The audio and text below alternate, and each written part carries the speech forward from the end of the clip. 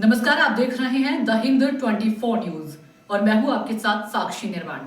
आइए नजर डालते हैं आज की कुछ बड़ी खबरों की ओर। वराछा में संभव है तो यहाँ क्यों नहीं?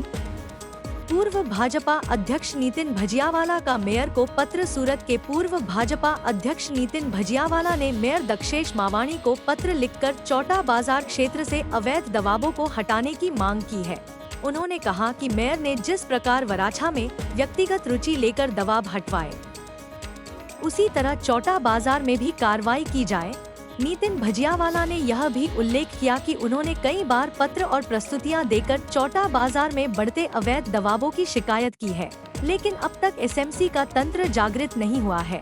उन्होंने बताया कि यहां 2 बार एम्बुलेंस फंसने की घटनाएं सामने आई हैं, जिनमें से एक मामले में मरीज को समय पर अस्पताल नहीं पहुंचाया जा सका और उसकी मौत हो गई थी। काका कोने कोने रजूआत शू पत्र અને શુ કારણ?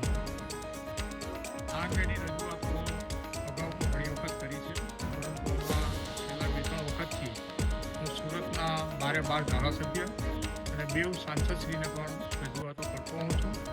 Mayor, deputy mayor, municipal commissioner, standing chairman, police commissioner આ બધાને તો કરું છું, પણ સાથે 12 ધારાસભ્યોને પણ હું જોડું છું કે ભાઈ અમારા ધારાસભ્યનું કદાચ જોર ઓછું પડતું હોય વોલ સિટી માટે તો આપ પણ અમારા સપોર્ટમાં આવો, વોલ સિટીને બચાવો ગમે એમ કરીને, એવી મારી પ્રયત્ન હોય છે। શું સમસ્યા છે? શું બાબતે લખ્યો પત્ર? સૌથી મોટી સમસ્યા અમારે ત્યાં મૂળ સુરતીઓને જે સુરત છોડીને જવું પડે છે એ મોટી સમસ્યા છે ને એનું કારણ વોલ સિટીમાં મલ્ટીલેયર પાર્કિંગનો અભાવ છે અને દબાણને કારણે આ સમસ્યા ઊભી થાય છે। સાહેબ, વરાછામાં આ કાર્યવાહી થઈ તો અહીંયા થવી જ જોઈએ, એક પણ રજૂઆત છે કોઈ?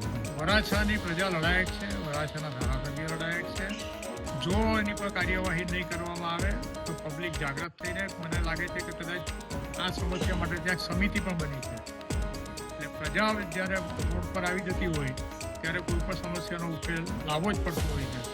સુરતની મૂળ પ્રજા જે છે એ કોઈ લડાયક મિજાજની પ્રજા નથી, એટલે બધા એને લાઇટલી લે છે। 100 વર્ષ જૂની હોસ્પિટલ મરણ પથારી આવી ચૂકી છે, આના કારણે કઈ રીતે? એ અમારા માટે શરમજનક છે। હું આ વિસ્તારનો કોર્પોરેટર રહી ચૂક્યો છું, પણ એક વાતની ખુશી છે કે દરેક વખતે મેં આ અંગે પ્રયત્ન કરેલા છે। તંત્ર કદાચ નહીં કરતું હોય તો એ તંત્રનો વાંક છે, અમારો નથી। देखते रहिए द हिंद 24 न्यूज।